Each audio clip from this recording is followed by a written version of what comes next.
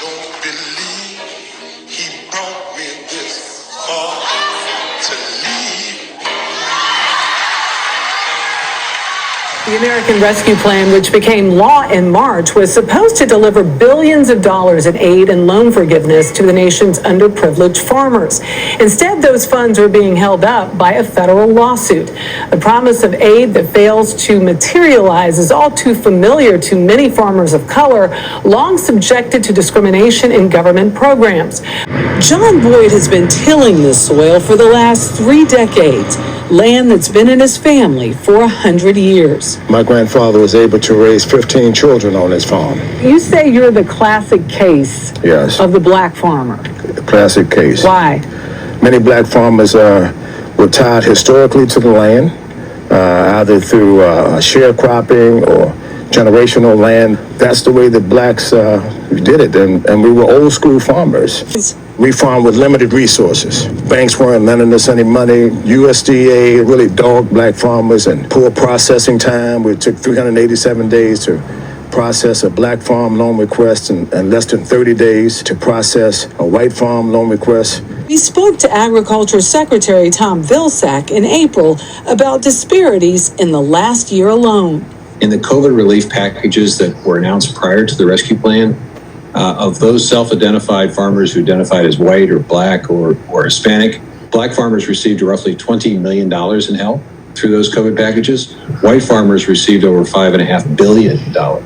The Biden administration has included several $1 billion in loan forgiveness and other relief for distressed and disadvantaged farmers in its Build Back Better plan.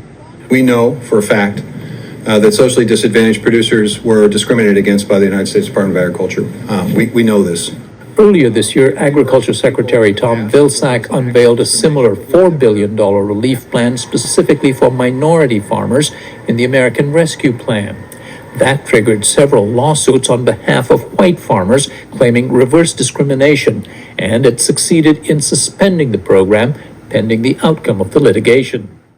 A federal judge in Wisconsin halted those payments, saying the U.S. Department of Agriculture's use of race-based criteria in the administration of the program violates their right to equal protection under the law. Rick Eisenberg is the president of the Wisconsin Institute of Law and Liberty, the firm representing 12 white farmers across 9 states that challenged the policy. So you don't argue that systemic racism has perhaps disadvantaged black farmers in the past? Certainly there have been some farmers who have been, black farmers who have been discriminated against in the past. There was a lawsuit. The way to stop discriminating on the basis of race is to stop discriminating on the basis of race and not to think that there is some way that we can balance the scales by discriminating just a little bit. All right, so this is peanuts, huh? Yes, ma'am. These are peanuts here. This is a big farm. Yes, ma'am. Well, it's been so difficult in farming part to try to get business organized and get money to keep going. It's just kind of rough on us. 19 what? 1949. 1949. November 28. Wow. 1949, that's when a lot of rough stuff was going on, huh? You've got a lot of property here that they've tried to take. Long, hard times.